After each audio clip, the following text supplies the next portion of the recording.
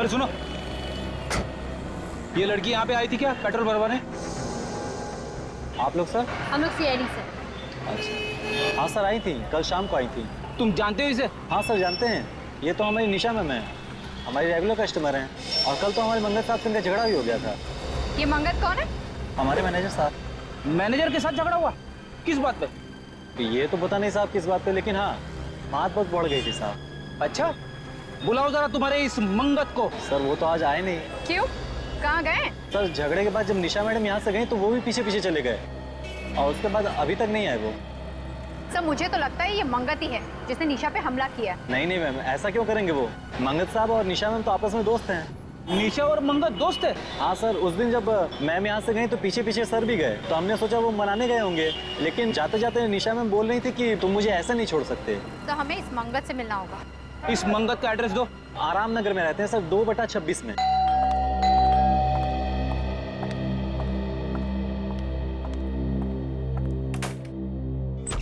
जी कहिए। मंगत कहाँ है? आप ऐसे घर में कैसे घुसे? आप लोग हैं कौन? हम लोग सीआईडी से। सीआईडी मेरे घर में? जी हाँ, सीआईडी आपके घर में। ये बताइए कि आप हैं कौन? मैं नीरू, मंगत की पत्नी। आपके पति मंगत ने निशा का खून करने की कोशिश की है। व्हाट? खून? जी हाँ। कौन निशा? मेरे पति ऐसा नहीं कर सकते। मगर उन्होंने ऐसा किया है। वो लड़की निशा हॉस्पिटल में जिंदगी और मौत के बीच में झूल रही है। ये बताइए कि आपका पति मंगत है कहाँ इस वक्त? जी मुझे नहीं मालूम, वो पता नहीं अचानक से कहाँ चले गए। पता नहीं कहाँ चले गए? मतलब? अचानक से गायब हो गए। कब से गायब है? परसों रात से। परसों रात से? वो परसों रात से गायब है और आपने उन्हें ढूंढने की कोशिश नहीं की? पुलिस में कोई कंप्लेन नहीं लिखवाई आपने? देखिए, परसों रात को जब मैं ऑफिस से घर आई तो मैंने देखा वो घर पर नहीं। मैंने उन्हें फोन किया पर उनका फोन बंद आ रहा था। मैंने सोचा किसी जरूरी काम से शहर से बाहर गए होंगे, वापस आ जाएंगे। विवेक, रेडी? घर की अच्छी तरह से तलाशी। देखो ये मंगत कहाँ छिपा बैठा है। वैसे कितने बजे आई थी आप ऑफिस से? जी करीबन रात को 12 बजे। अच्छा ये बताइए कि आप काम क्या करती हैं? जी टीपीएस कॉल सेंटर में काम करती हूँ। सर, यहाँ पे आइए। क्या हुआ? ये देखो खून। खून? एक मिनट, हटा के देखना और खून है क्या?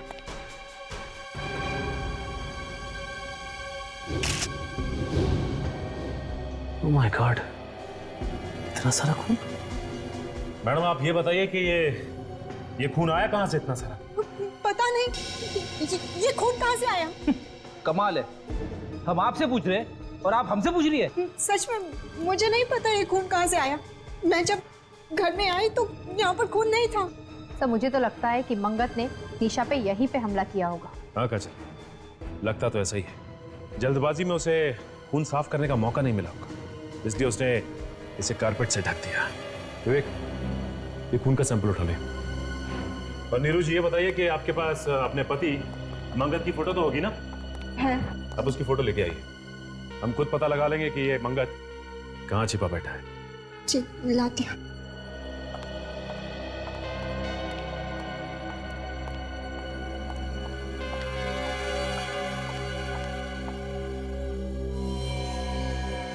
इस मंगत की फोटो को हर पुलिस स्टेशन, हर अखबार और हर न्यूज चैनल में दे दो। कोई ना कोई तो हमें इसके बारे में जरूर बताएगा। पर मैडम आपको अगर कुछ पता चले हमें जरूर बताइएगा।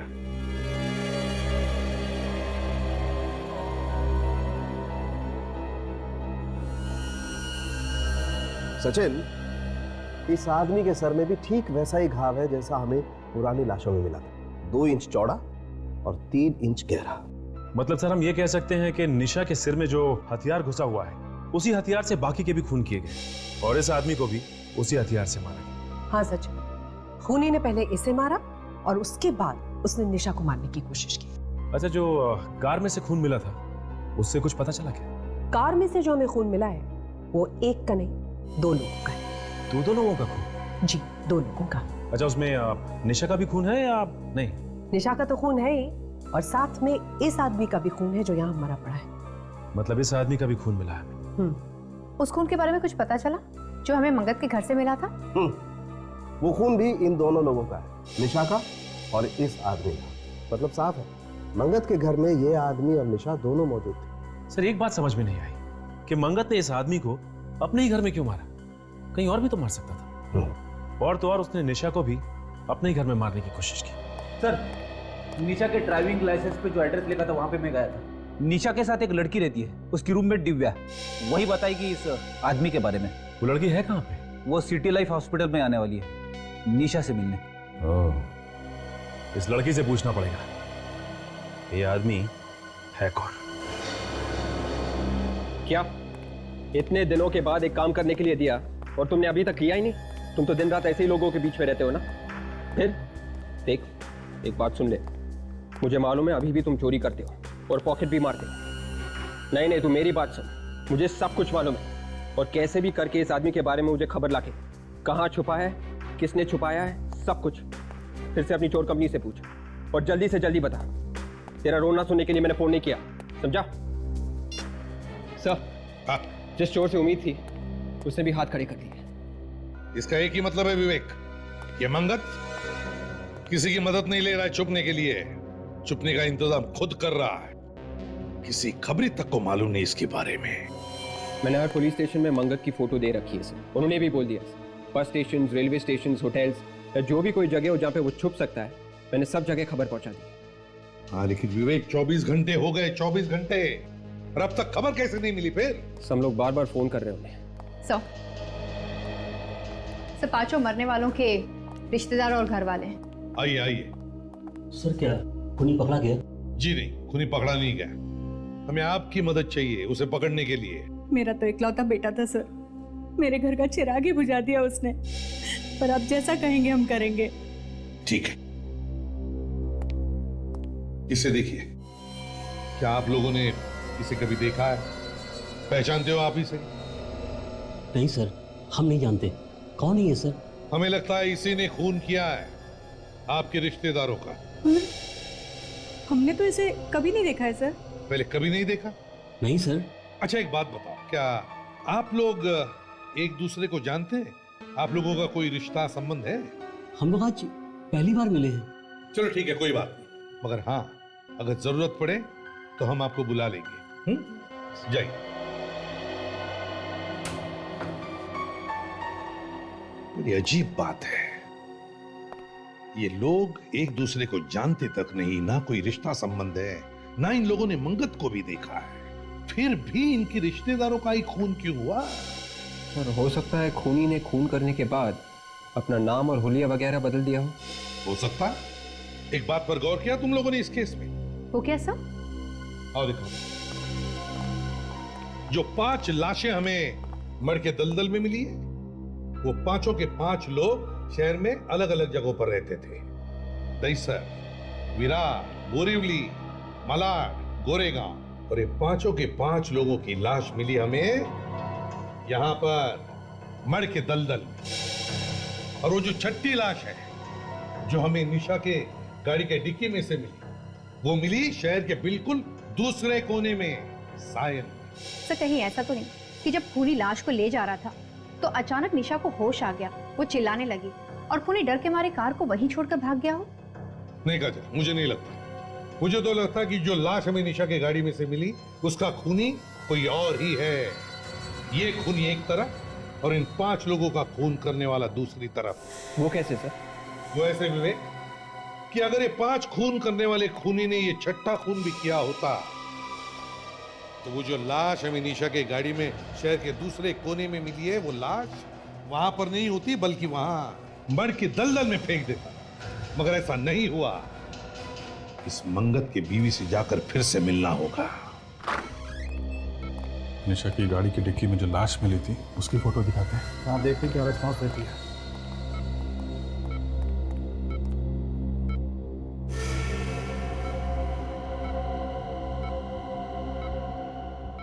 चेहरे पे खुशी आ गई है,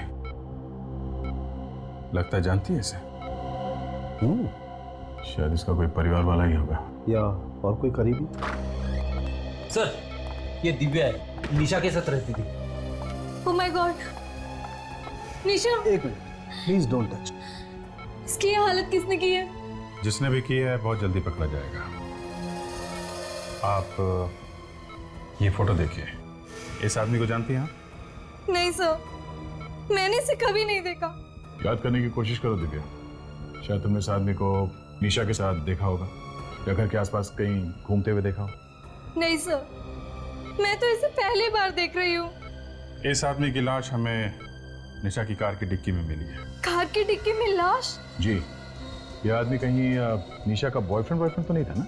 बॉयफ्रेंड हो सकता है सर, लेकिन मैं इसके बारे में आप लोगों को कुछ नहीं बता सकती। क्यों? आप तो इसके साथ रहती हैं, आपको तो काफी कुछ मालूम होना चाहिए। नहीं सर, बॉयफ्रेंड के बारे में निशा ने कभी कोई बात नहीं की, ना मुझसे ना मेरे सामने। इसके बारे में कुछ भी बताना बहुत ही मुश्किल होगा। ठीक है, अभी आप जा सकते हैं, जरूरत पड़ेगी तो आपको दोबारा बुलाएंगे। जी सर। Thank you.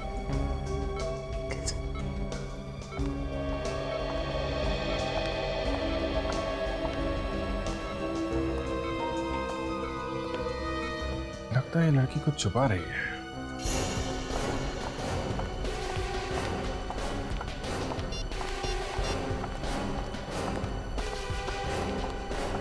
इसका तो मोबाइल स्विच ऑफ आ रहा है। और ये क्या है? घर पे भी ताला लगा हुआ। ये नीरू गई कहाँ? मोबाइल भी ऑफ आ रहा है। मंगत के गायब होने के पीछे कहीं इस नीरू का हाथ तो नहीं है? पहले अपने पति को ले जाके कहीं पे छुपा दिया और फिर खुद उसके पास पहुंची। हो सकता है विवेक, लेकिन इस वक्त कुछ भी कहना जल्दबाजी होगी। अरे भाई साहब, इधर आइए इधर। आप नीरू जी के पड़ोसी हैं ना? हाँ जी। ये बताइए कि ये नीरू गई कहाँ है? ताला लगाया घर पे? ये तो उसी वक्त यहाँ से निकल गई थी जब आप लोग यहाँ आए थे। क्या? उसी वक्त से गायब है? हाँ, उसी वक्त निकल गई थी और तब से अब तक वापस नहीं आई। अभी कैसे पता चलेगा कि ये दोनों गए कहाँ?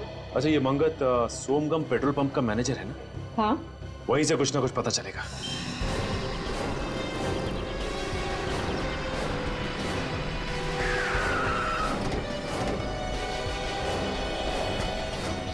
क्या हुआ है यहाँ पे? इतने सारे लोग काम धंधा छोड़ के कैबिन के बाहर क्यों खड़े हैं भीड़ लगा के? तो मुझे तो लगता है कोई गड़बड़ हो गई है। क्या भीड़ लगा रखी है? चलो हटो, हटिए हटिए। क्या हुआ है? तो किसी ने कंप्यूटर की हार्ड डिस्क चोरी कर ली सर। क्या? इतने सारे लोगों के सामने कंप्यूटर की हार्ड डिस्क चुरा ली, वो भी दिन दहाड़े? चारों तरफ लोग ही लोग हैं। ये क्या है? कमरे का सारा सामान भी बिखरा पड़ा है। किसने किया है? पता नहीं सर। पता नहीं मतलब? आप लोग थे ना यहाँ पर? मैम, हम लोग तो उस तरफ काम कर रहे थे और कमरे में कोई भी नहीं था। एकाएक मैं यहाँ आता हूँ तो देखता हूँ कि कंप्यूटर की हार्ड डिस्क गायब है और सारा सामान बिखरा पड़ा है। किसी को देखा यहाँ से भागते हुए? नहीं मैम, भागते तो किसी को नहीं देखा। नहीं नहीं नहीं, तुम झूठ बोल रहे हो। सर, मैं झूठ क्यों बोलूंगा सर? मैं तो पहले ही से डरा हुआ हूँ। हार्ड डिस्क चोरी हो गई, उसमें सारे रिकॉर्ड थे। अब मालिक अलग से तंग करेगा। एम्प्लॉइज का सारा रिकॉर्ड्स भी था उसमें? हाँ सर। अच्छा, मंगत के बारे में तुम और क्या जानते हो? मैम, मुझे और कुछ भी नहीं मालूम। जो भी मालूम था सब बता चुका हूँ। ये मंगत कितने दिनों से काम कर रहा था यहाँ पे? यही कोई 2 महीने। मंगत के परिवार वाले या उसके रिश्तेदारों के बारे में कुछ जानते हो? मैम, उनके रिश्तेदारों से हमें क्या लेना देना? इससे पहले कहाँ पे काम करता था वो? ये भी नहीं मालूम। तो मुझे तो लगता है कि ये हार्ड डिस्क नीरू ने ही चुराया है। चुरा के जाएगी कहाँ? सीआईडी उसे पकड़ ही लेगी। इसकी बीवी गायब है। पेट्रोल पंप पे जहां पे ये नौकरी करता था वहां से इसके रिकॉर्ड्स गायब है। अब इसे ढूंढे तो ढूंढे कैसे? से फोटो जहाँ खींची गई है वहीं से कोई जानकारी मिल सकती है। हाँ, मगर ये तस्वीर कहाँ खींची गई है ये पता चलेगा कैसे? हाँ विवेक, पता चल सकता है, पता चल सकता है। इधर आओ। Yes sir. देखो, फोटो में पीछे की तरफ कुछ दिख रहा है। स्कैन करके देखो। Yes sir.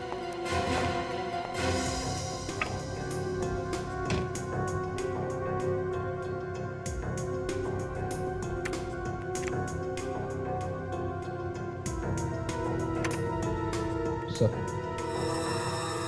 ये देखो विवेक, इस आदमी के पीछे देखो, है ना, एक लाइट रखी गई है। वैसी लाइट जैसे एक फोटो स्टूडियो में रखी होती है फोटो खींचते वक्त। हाँ सर। लगता है ये फोटो किसी फोटो स्टूडियो में खींचा गया है। लगता तो वही है। और जरा जूम करो इसमें।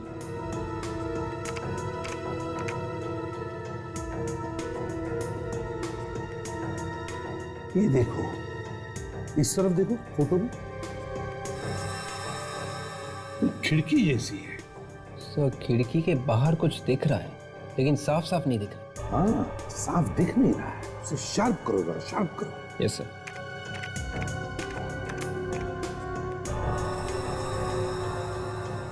हाँ।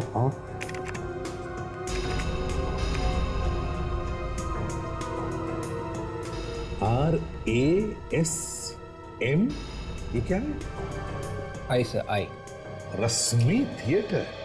सी रश्मि थिएटर तो सिकंदरपुर एरिया में है। सिकंदरपुर एरिया? किसी को कुछ भी पता नहीं चलेगा। पता लग गया ना तो बहुत बड़ी मुसीबत फंस जाएंगे हम लोग। यार मैं हूं ना यार। देख लो। Good morning ma'am. Good morning. Rohit, अगर डैडी ने देख लिया ना हम रोज जॉगिंग के बहाने यहाँ मिलते हैं तो तुम्हें तो शहर छोड़ के भागना पड़ेगा। नहीं देखो, तुम भागने की बात मत करो।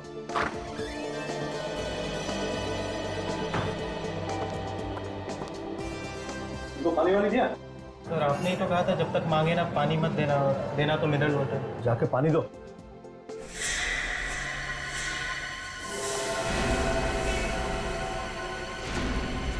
ये कौन है?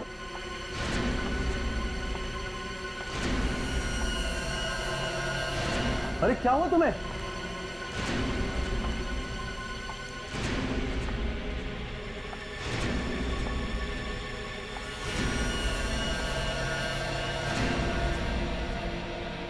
तुम कुछ कहना चाहती हो? खून? भाई लोगों से तुम कुछ कहना चाहते हो? अरे क्या हुआ सर्दी को? भाई कोई फोन करो सीआईडी को। मैं कहती। Hello hello CID.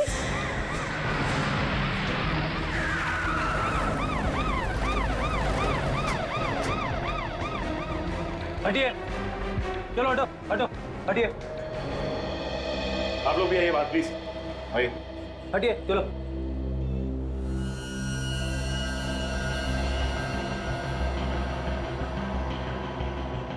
बॉस, ये लड़की जिंदा है, हॉस्पिटल लेके जाना पड़ेगा। विवेक, स्ट्रेचर मंगवा। Yes sir.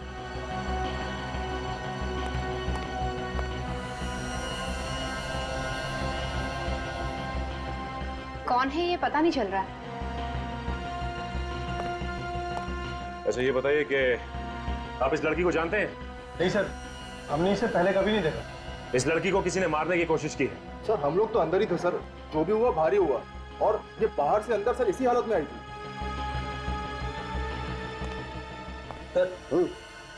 शायद कोई नुकीला हथियार घुसा है सर में। हाँ फ्रेडी, और ये हथियार बहुत अंदर तक घुसा हुआ है। सर इसे बाहर नहीं निकाल सकते क्या? नहीं, यहाँ पर नहीं निकाल सकते। देखो काफी खून बह गया है, इस हथियार को ऑपरेशन के बाद ही निकाल सकते हैं।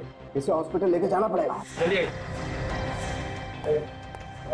चलिए, जल्दी जल्दी चलो जल्दी करो। चल संभल के ले आओ, संभल के।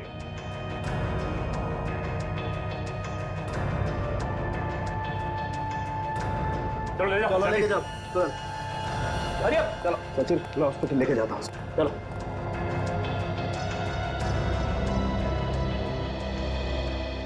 आप लोग प्लीज आगे आइए, प्लीज।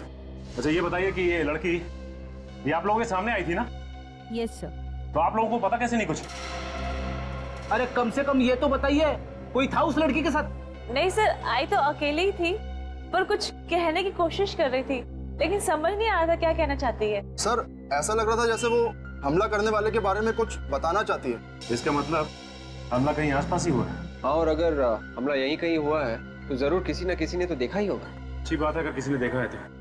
एक काम करते हैं, सड़क पे यहाँ आसपास पूछताछ करते हैं। एक काम करते हैं, बाजू वाली दुकान खुली है, इससे पूछते हैं। भाई साहब जरा यहाँ आइए। जी कहिए। अच्छा ये बताइए कि यहाँ पे कुछ लोगों को एक लड़की पे हमला करते हुए देखा क्या? उसको मारने की कोशिश की किसी ने? लड़की पे हमला? नहीं, मैंने तो ऐसा कुछ नहीं देखा। मैं तो अभी आया हूँ, अभी दुकान खुली है। आप बाजू वाले से पूछिए, वो जल्दी आता है, शायद उसने देखा हो। ठीक है, थैंक यू।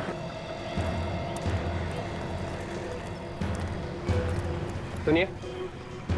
बोलिए, क्या चाहिए? एक छोटी सी जानकारी चाहिए। पूछिए। अच्छा ये बताइए कि यहाँ पे आसपास आपने कुछ लोगों को एक लड़की पे हमला करते हुए देखा क्या? उसकी जान लेने की कोशिश की है किसी ने? नहीं तो मैंने तो नहीं देखा। देखिए, उस लड़की पे हमला यहीं कहीं हुआ। यहीं पर हुआ है? तो मैंने कैसे नहीं देखा? वही तो हम पूछ रहे हैं, देखा कैसे नहीं? शायद सुबह आने से पहले हुआ हो, क्योंकि जब मैं आया था तब कोई शोर शराबा भी नहीं था। ठीक है, थैंक्स। बड़ी अजीब बात है, लड़की पे हमला हुआ और किसी ने देखा तक नहीं। पहले भी ऐसा हो चुका है। बिल्कुल ऐसे ही वार किया गया था सिर पे। उसमें भी मरने वाले के सिर पे नोकीली चीज से पीछे ही वार किया गया था। एक काम करता हूँ, मैं इस केस के बारे में एसीपी सर को इन्फॉर्म कर देता हूँ।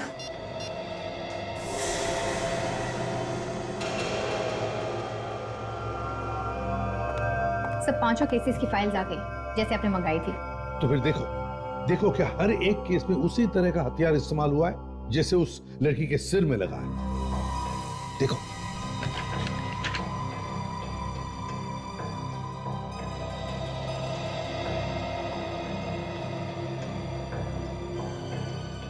हाँ सर, हथियार तो एकदम वैसा ही है जैसे बाकी के केस रिपोर्ट में दिखाया गया है।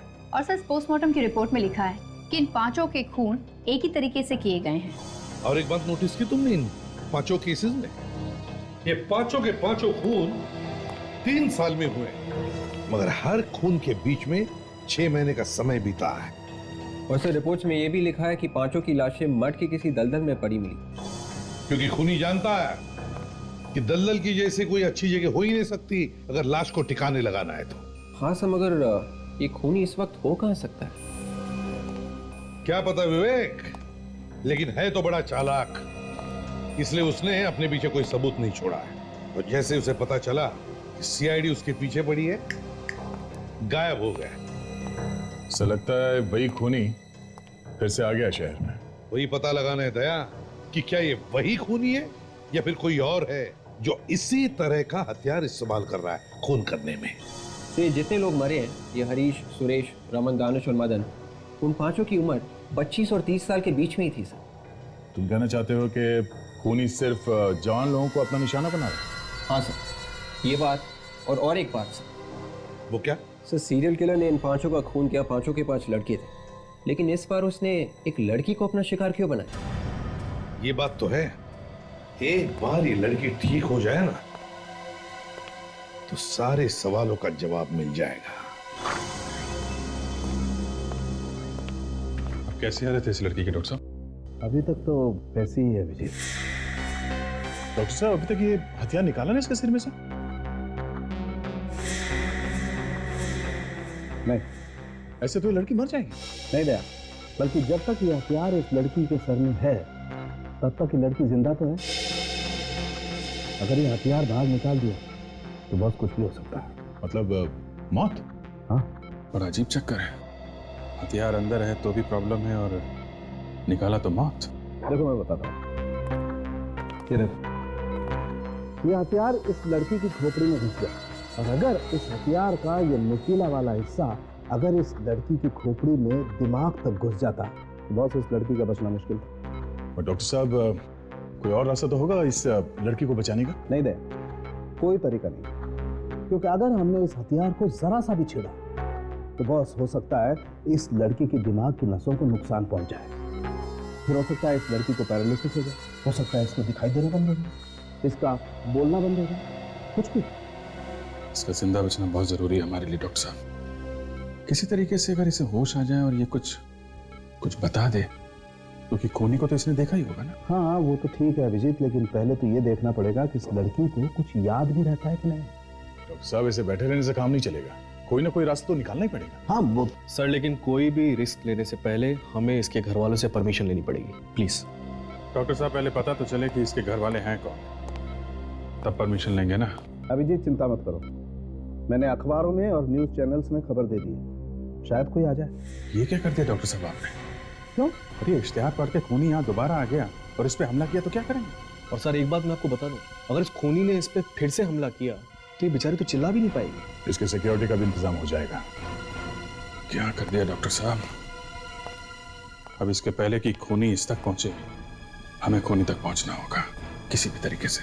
चिंता मत करो अभिजीत, एक उपाय है मेरे पास। अभिजीत, अगर हमारी याददाश्त चली भी जाती है तो भी कुछ चीजों की छाप हमेशा के लिए उसके दिमाग में रह जाती है। जैसे कि आखिरी वक्त में उसने क्या किया, वो किन किन लोगों से मिला, उसके साथ क्या हुआ, वो कोई भी चीज़ या वो कोई भी घटना अगर दोबारा से उसके सामने लाएं तो उसके दिमाग में एक हलचल मच जाती। इसके चेहरे के हाव भाव से हम पता लगा सकते हैं कि इसने आखिरी बार क्या देखा था। हाँ विजय, इस प्रोजेक्टर पे हम इसे कुछ चीज़ें, कुछ लोग, कुछ जगह, कुछ घटनाएं दिखाएंगे, फिर देखेंगे इस पर क्या रिएक्शन। ठीक है डॉक्टर साहब।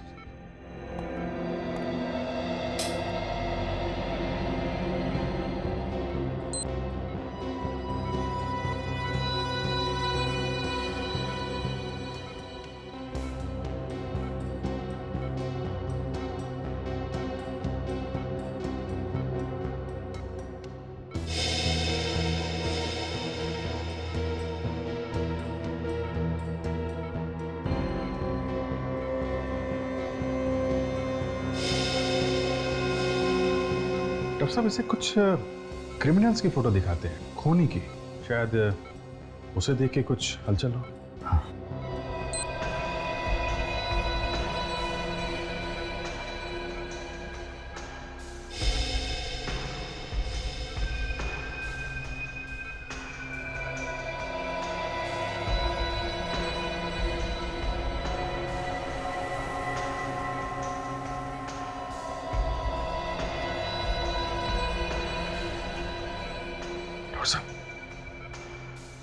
कुछ चेहरे पे हलचल है,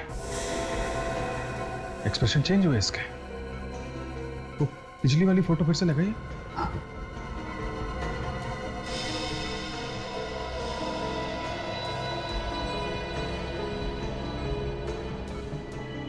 इस फोटो को देख के तो कोई एक्सप्रेशन चेंज नहीं हुआ।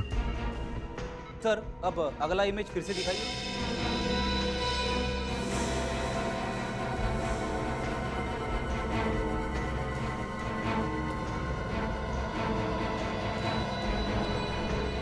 रिएक्ट कर रही है, ये चक्कर क्या है? मैं समझ गया विजय। देखो, इस लड़की ने उस बिल्डिंग पर रिएक्ट किया जहां पर सूरज की रोशनी सीधी बिल्डिंग पे पड़ती है। इसका मतलब साफ है, इस पर हमला ऐसी बिल्डिंग के आसपास किया गया है जहां पर ये सूरज की रोशनी सीधी पड़ती है और रिफ्लेक्ट होकर आती है। मगर सर ये बिल्डिंग तो यहाँ की नहीं लग रही है। कोई बात नहीं फ्रेडी, इससे मिलती जुलती कोई दूसरी बिल्डिंग होगी। इस लड़की पे हमला सुबह हुआ है कॉफी शॉप में, तो हमें पता लगाना पड़ेगा कि उस वक्त आसपास ऐसी कौन सी बिल्डिंग है जिस पर सूरज की रोशनी पड़ती है, वहीं से कुछ पता चलेगा।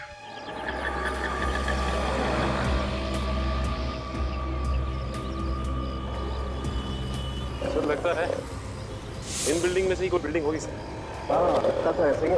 चलो चेक करते हैं बॉस, इससे पहले कि टाइम निकल जाए, चेक कर लेते हैं।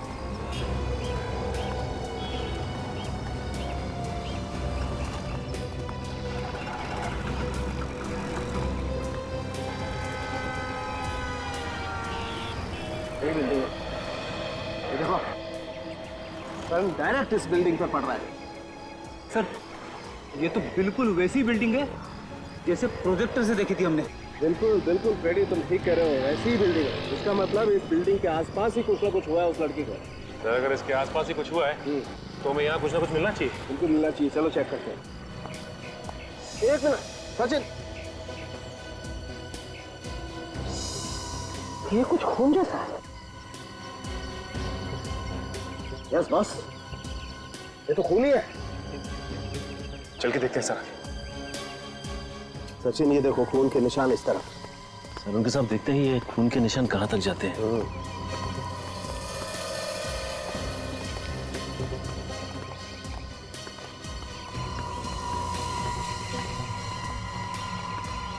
अरे सामने तो गाड़ी खड़ी है। हाँ यार, ये खून के निशान गाड़ी तक जा रहे हैं। इसका मतलब गाड़ी में जरूर कुछ ना कुछ है। देखो कहाँ पर है निशान। गाड़ी के आगे तो खून नहीं है, खून यहीं तक है सर। मतलब ये निशान डिक्की में से निकल रहे हैं। इसका मतलब इस डिक्की के में कुछ, अरे यार डिक्की का लॉक तो खुला हुआ है। ओह माय गॉड, लाश जरा निकालो।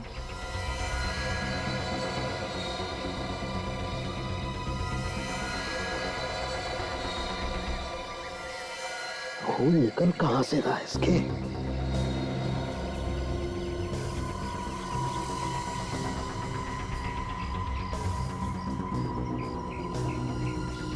ये देखो बॉस, यहाँ सर पर है ये चोट का निशान, और ये भी उसी हथियार से मारा गया है जिस हथियार से वो लड़की मारी गई है। नुकीला हथियार। घाव काफी गहरा है बॉस। काजल देखो इसके पास से कुछ आईडी वाईडी मिलता है क्या?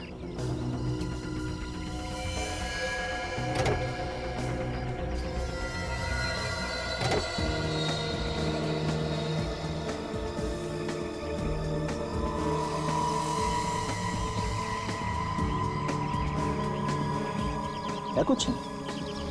नहीं, कुछ भी नहीं मिला। सर, कार की पिछली सीट पे खून लगा है। यस, और आगे की सीट पे भी बहुत सारा खून है। एक मिनट जरा सैंपल ले लेते हैं।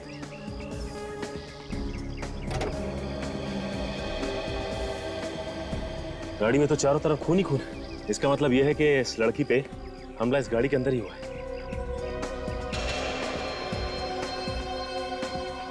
देखो विवेक, कुछ और मिलता है क्या?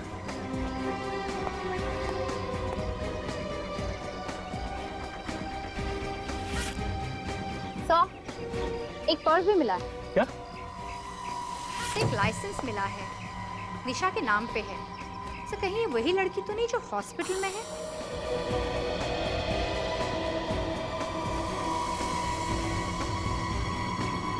इसमें पेट्रोल पंप का रसीद है। कल शाम को इस गाड़ी में पेट्रोल भराया गया था क्रेडिट कार्ड से। एक बात तो साफ हो गई, जिस लड़की के सिर में नुकीला हथियार घुसा है, ये कार उसी की है और उसी का नाम निशा है। सचिन, मैं इस लाश को लैब लेके जाता हूँ। हाँ सर। फ्रेडी, काजल, तुम इस सोमगम पेट्रोल पंप पे जाके देखो, कुछ मिलता है क्या?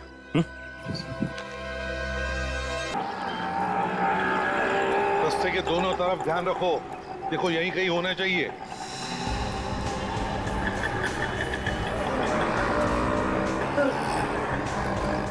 यहाँ तो रश्मि थिएटर दिख रहा है सर। इसका मतलब इसके अपोजिट फोटो स्टूडियो होना चाहिए। कहीं वो तो नहीं है सर? अरे वाह फ्रेडी, तुम्हारी आंखें तो बिल्कुल ठीक ठाक हो गई। अरे सर, मेरी आंखें कब खराब थी? चलो देखते हैं।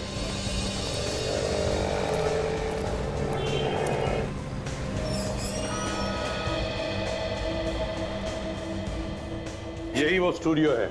हाँ सर, ये वही स्टूडियो है जिसे आप ढूंढ रहे हैं। हमारे किसी कस्टमर ने भेजा हुआ आपको। जी नहीं। इसे पहचानते हो आप? मेरे ख्याल से ये फोटो यहीं पे आप ही के स्टूडियो में खींची गई है। हाँ सर, ये फोटो मैंने खींची थी ऊपर वाले माले पर। ये मेरे चाचा का लड़का रोहित है। क्या कहा इसका नाम? रोहित? ये रोहित कैसे हो सकता है? ये तो मंगत है। अरे सर, भाई मेरा है सर, मैं नहीं पहचानूंगा सर। सर हुआ क्या है ये तो बताइए। हम लोग सीआईडी से हैं। दो खून किए हैं आपके इस भाई ने, समझे? दो खून? हाँ, दो खून चाहिए हमें वो। सर ये तो आपको नहीं मिल पाएगा सर। बकवास बंद करो और बताओ कहाँ पर है ये। सर ये तो 2 साल पहले मर चुका है।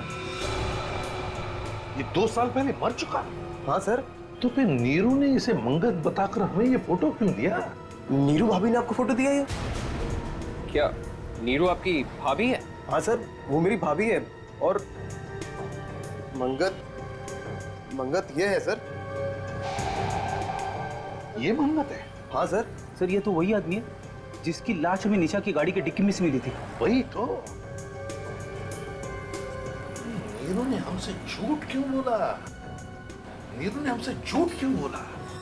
कहीं नीरू का कोई संबंध तो नहीं इन दोनों खून में? एक बात बताओ, इन दोनों पति पत्नी के बीच में, मेरा मतलब है मंगत और नीरू के बीच में संबंध कैसे थे? सर रोज तीसरे दिन लड़ाइयाँ होती थी आपस में। अब भी कुछ दिन पहले गया था, किसी लड़की के चक्कर में तलाक बुलाक की बातें हो रही थी। किसी लड़की के चक्कर में? सर कहीं वो लड़की निशा ही तो नहीं है? वो पेट्रोल पंप वाला भी ऐसा ही कुछ बता रहा था ना? बिल्कुल सही है, बिल्कुल सही। अब सब कुछ समझ में आ रहा है। पेट्रोल पंप से निकलने के बाद मंगत जब निशा को मनाने के लिए अपने घर ले गया, वहां पर नीरू ने उन दोनों को देख लिया और गुस्से में आकर उसने उन दोनों का खून कर दिया। फिर इन दोनों की लाश ठिकाने लगाने के लिए उसने गाड़ी में लाशें रखी और वो निकल पड़ी। बीच रास्ते में निशा को होश आ गया, वो चिल्लाने लगी। जैसे वो चिल्लाने लगी, नीरू डर गई और गाड़ी छोड़कर वहां से भाग गई। अब निशा जिंदा है ये नीरू को पता है और इसीलिए वो निशा का खून करने की कोशिश करेगी। एक काम करो, ये 5 लोग जो मरे हैं इनके रिश्तेदारों से जाकर मिलो और उन्हें नीरू और निशा के फोटोग्राफ दिखाओ और पूछो क्या उनमें से कोई भी इन दोनों को जानता है क्या?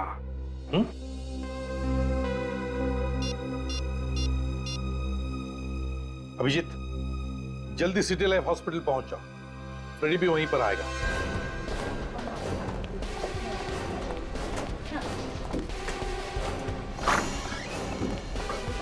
अरे क्या हुआ अभिजीत, अचानक हॉस्पिटल में? यहाँ की खबर तो मैंने दी थी ना तुम्हें। डॉक्टर साहब, जितने भी खून हो रहे हैं उन सबके पीछे नीरू का हाथ है। उसी ने इसके ऊपर हमला किया था और फिर से हमला करने की कोशिश करेगी वो। अरे लेकिन यहाँ इतनी सिक्योरिटी है, वो आ कैसे सकती है?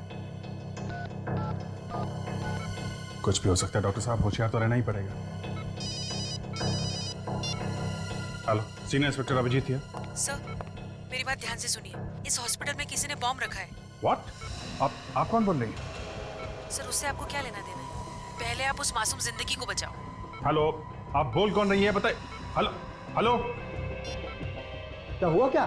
डॉक्टर साहब, एक लड़की का फोन था, उसने बोला है कि इस हॉस्पिटल में उसने एक बॉम्ब रख दिया है। हाँ, इसके पहले लोगों को पता चले और यहाँ पे पैनिक हो, हमें उसे ढूंढना पड़ेगा। बिल्कुल। अच्छा, तुम ये रखो और इसका ध्यान रखना। पूरा हॉस्पिटल अच्छी तरीके से चेक करना पड़ेगा। बम स्क्वाड को फोन करो। सर, कहीं उनके आने से पहले बम फट गया तो? क्या मतलब? भागना चाहते हो? नहीं, भागना है तो अभी निकल जाओ, निकलो यहाँ से। सर, मैं अपनी जान देने के लिए तैयार हूँ सर। ठीक है, ढूंढो। तब तक मैं चेक करता हूँ ये नंबर कहाँ से आता।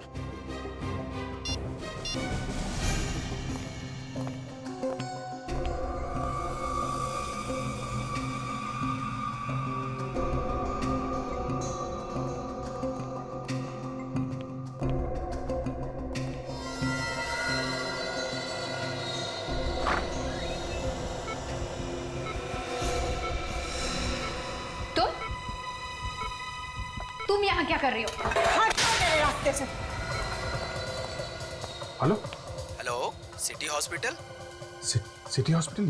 ये सिटी हॉस्पिटल का नंबर है? हाँ सर, क्या हुआ? नहीं, कुछ नहीं, मैं आपको बाद में फोन करता हूँ। मैंने कहा हट जाओ मेरे रास्ते से। अपने आप को हमारे हवाले कर दो। मैंने कहा हट जाओ मेरे रास्ते से।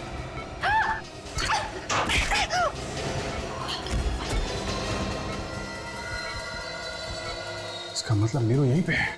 आज मैं तुझे नहीं छोड़ूंगी। तूने मेरे से मेरा सुहाग छीना है। क्या हुआ? सर, वो बॉम्ब की बात नकली थी। नीरू यहीं पे है, इसकी जान को खतरा है। आज मैं तुझे नहीं छोड़ूंगी। बस नीरू, तुम्हारा खेल खत्म हो गया। इसने मेरे पति मंगत का खून किया है। मैं इसे नहीं छोड़ूंगी। नहीं नहीं, देखो, जो तुम कर रही हो बहुत गलत कर रही हो। ये चाकू मुझे दो। मैंने कहा हट जाओ मेरे रास्ते से। जाओ यहाँ से। देखो, अगर इसने कुछ किया तो इसकी सजा कानून देगा। ये चाकू दो मुझे। नहीं दूंगी, कहा ना। चाकू दो।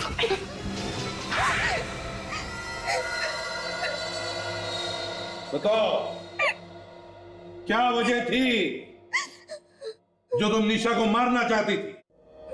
इसने मुझसे मेरा पति छीन लिया था। मैंने इसे बहुत बार समझाया कि उनका पीछा छोड़ दे, लेकिन ये नहीं मानी। तो तुमने इसे मारने की कोशिश की, मगर ये बच गई। मैंने इसे इसलिए मारने की कोशिश नहीं की।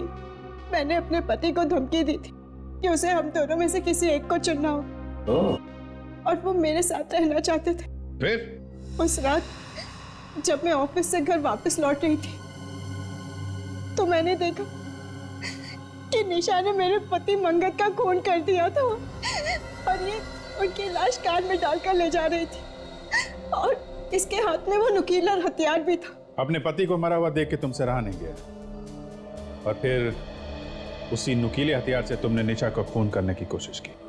हाँ। निशा पर हमला करने के बाद मैं डर गई थी। मुझे समझ में नहीं आ रहा था कि मैंने ये सब क्यों किया। फिर क्या किया तुमने?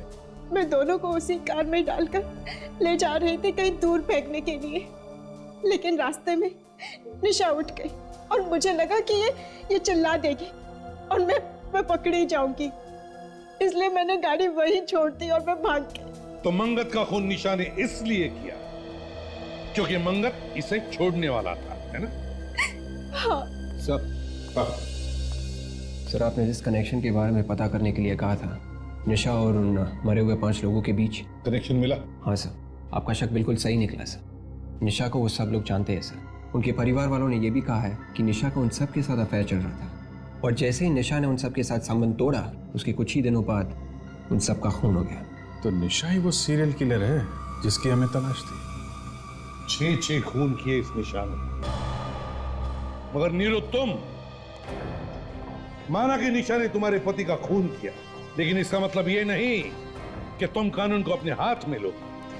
पुलिस की मदद ले सकती थी तुम, लेकिन तुमने नहीं ली। अब इस गुनाह की सजा भी मिलेगी तुम्हें, शायद जिंदगी भर जेल।